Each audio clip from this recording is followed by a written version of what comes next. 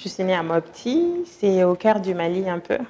Et c'est une ville très très culturelle et agricole.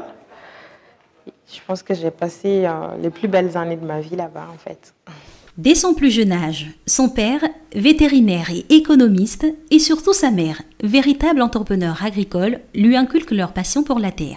C'est une passionnée et tous les enfants, on n'avait pas le choix, il fallait suivre. Je faisais la transformation des légumes, des céréales, et après je faisais du lait. Oui. La petite unité où tu mettais en compétition là. Oui. C'est en fait à cette période qu'Aïssata fait ses premières armes d'entrepreneur, réfléchissant aux stratégies pour augmenter les ventes des productions familiales. Ces enfants ont toujours été ses commerciaux. Et aujourd'hui, je ne vends plus cette transformation parce qu'elle fait du miel et des céréales. Mais mon frère le fait toujours en fait. Souvent, sa voiture est remplie du miel pour aller vendre pour elle.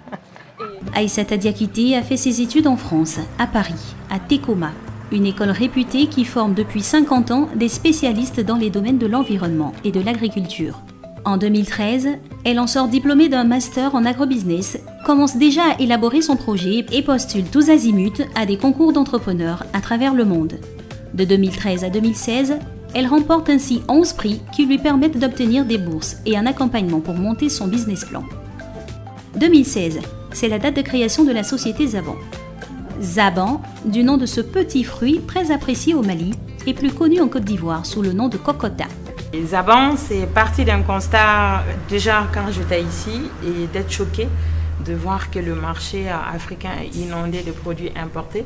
D'ailleurs, aujourd'hui, la plupart de nos interlocuteurs commerçants ne comprennent pas et les prix de nos produits transformés disent « Ah, c'est un peu plus cher que les produits importés. » Pourquoi? Parce qu'on n'a juste pas tout ce qu'il faut pour valoriser nos produits au niveau local. On reste encore dépendant d'importer pas mal de choses. Et déjà, c'était une choc première. Et quand j'étais, par exemple, en France, on regarde les rayons des supermarchés. C'est fou, même dans la sous-région, il y a très peu de marques africaines qui sont dans ces rayons-là, en fait. Donc, c'est tout ça qui m'a poussée à lancer Zaban et venir comprendre un peu la saisonnalité des produits, être en contact avec les agriculteurs et faire pas mal de recherches et développement sur nos produits pour mettre sur le marché un produit innovant.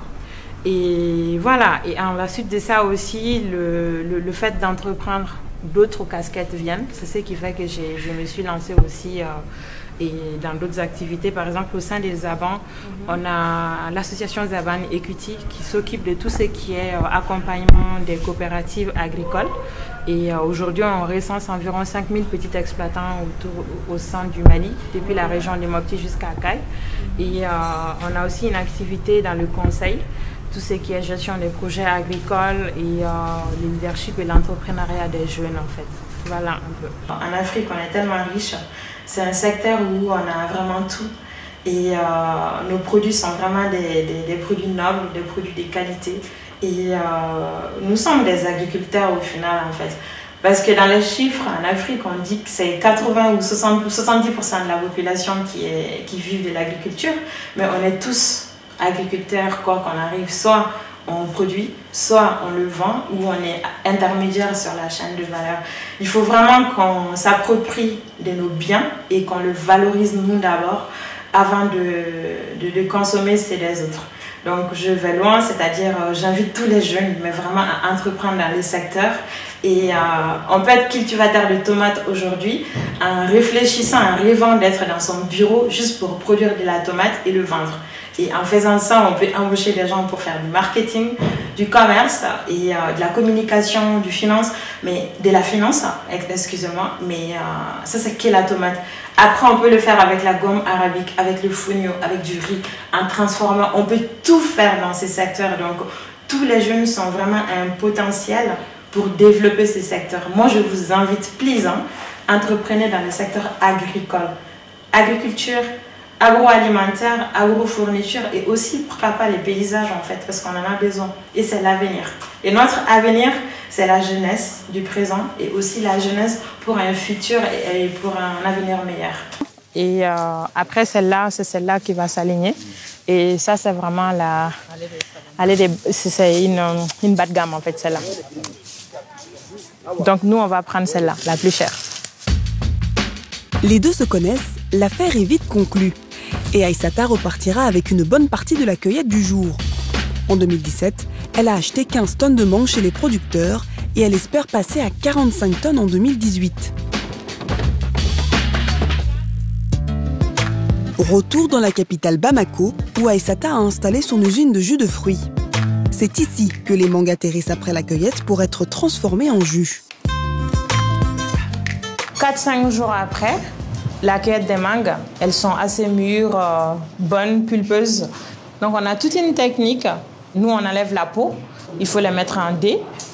On va utiliser la chair de la mangue pour faire des jus directement. La jeune entrepreneur emploie une 60aine de personnes. Elle a investi près de 400 millions de francs CFA dans cette unité de transformation pour produire entre 5 000 et 10 000 bouteilles par jour. Nous sommes dans l'unité de production et je suis habillée aussi en fonction. Et là, ils sont en train de faire la production des jus. Donc, on a les cuves. Par exemple, cette cuve-là, elle est remplie de jus. Et le pasteurisateur qu'on utilise pour pasteuriser les jus. Donc là, ils sont en train de faire l'embouteillage en verre. Des bouteilles qu'Aïssata vend aujourd'hui au Mali, mais aussi à l'international, qui va bientôt représenter 40% de ses ventes. Ces cartons de jus, par exemple, seront expédiés dès ce soir en France. Il y a beaucoup de stocks qui sont là, qui vont partir à l'aéroport pour une grosse commande à l'international. On va dire dans 1 an, le marché international va vraiment dépasser le marché sous-régional en fait. Le prix de vente d'une bouteille, par exemple celui-là au Mali, on est à 2,50 €, sur le marché français à 3,50 €. Et qui est quand même les prix acceptables pour ce type de produit de qualité. De grosses commandes à l'étranger qui ont boosté l'activité de la jeune entrepreneure malienne. En 2017, elle a réalisé un chiffre d'affaires de 500 millions de francs CFA. Un symbole de la transformation de la filière mangue au Mali. Alors, le gouvernement n'hésite pas à faire appel à elle pour promouvoir le produit à l'étranger. En apport personnel, je dépasse les 150 000 €. Toute seule. Et j'ai jamais hésité à casser toujours mon PEL en France, prendre tout l'argent et investir dans le projet en fait. Après, en termes d'investissement aujourd'hui, au début, on a commencé tout petit avec quelque chose de 200 000 €, mais là, après tout ce qui a été fait, les équipements qu'on a achetés, les emballages, etc., on est à plus de 450 000 €. Et pour faire face à la demande et notre ambition actuelle, on a besoin d'environ 1 million d'euros en fait. Il y a des codes, il y a des réalités, souvent qu'on perd quand on est à l'international, notamment en France. Et je sais qu'ici, ils ont beaucoup besoin d'avoir des référents de notre culture, c'est-à-dire c'est la fille de qui, c'est l'enfant de qui, elle a été envoyée par qui, pour qu'on puisse juste écouter. Et en même temps, étant une jeune femme, c'est vraiment pas évident en fait. Les portes ne s'ouvrent pas, il faut plus que les portes pour que ça s'ouvre en fait. En fait, quand on entreprend, il y a tout le temps des difficultés. En plus, quand on est femme, c'est des challenges. Et tous les jours, toutes les semaines, on est face à quelque chose, il faut le gérer. Et avec beaucoup d'empathie, beaucoup de recul. Et accepter les critiques, prendre les critiques, en faire des opportunités. Pour moi, toute personne qui me dit « Ah, Aïssata, il y a ci, il y a ça, c'est une opportunité », je prends ça avec beaucoup de sourire, en relativisant. Et c'est pas évident. Déjà, étant femme, quand on porte une idée de projet industriel, et dans un pays francophone, c'est pas facile. Et sachant que l'industrie, c'est quand même un milieu assez macho, assez d'hommes. Et il fallait développer des outils pour se faire entendre, se faire valoir. Et d'ailleurs, quand je suis rentrée au Mali, la petite anecdote, c'est que quand on sort des grandes écoles, on a quand même certains codes de parler. C'est-à-dire, c'est pas de l'arrogance, c'est juste de parler de soi, que l'interlocuteur nous accepte avec ce qu'on a dans la tête. Et souvent, c'est des choses qui ne passent pas souvent au Mali, quand on est jeune, quand on parle.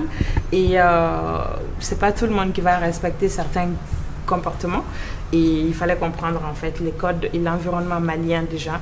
J'ai dit toujours, quand on vient de la diaspora, quand on est au Mali, on apprend tous les jours, c'est une bonne école. Et même le management de l'équipe, c'est aussi un challenge et qu'il faut relever. Mais bon, tout ça fait partie de l'entrepreneuriat et qui fait que tous les jours, on résout des problématiques de jour en jour en fait. Donc voilà, mais bon, c'est pas pour autant que c'est difficile, que ce n'est pas possible. Ouais. Dans cette aventure Zaban, toute la famille est ainsi mise à contribution. La maman, le frère, mais aussi un papa très fier du parcours de sa fille. Coucou papa, ça va? Tu vas bien? C'est une fille un peu turbulente, mais aussi caractérielle. Parce que quand elle s'accroche à quelque chose, elle le fait. Même si elle tombe dans l'erreur, des fois elle revient, mais vraiment elle est teigneuse par rapport à la tâche qu'elle suit. Et là, quand même, c'est important. L'Afrique est montrée du doigt dans tous les instituts et les grandes écoles de commerce dans le monde entier et les instituts économiques comme le marché émergent. Et c'est vrai, parce que nos PIB croient. En Afrique de l'Ouest actuellement, c'est entre 4 à 7% de croissance économique tous les ans. C'est énorme.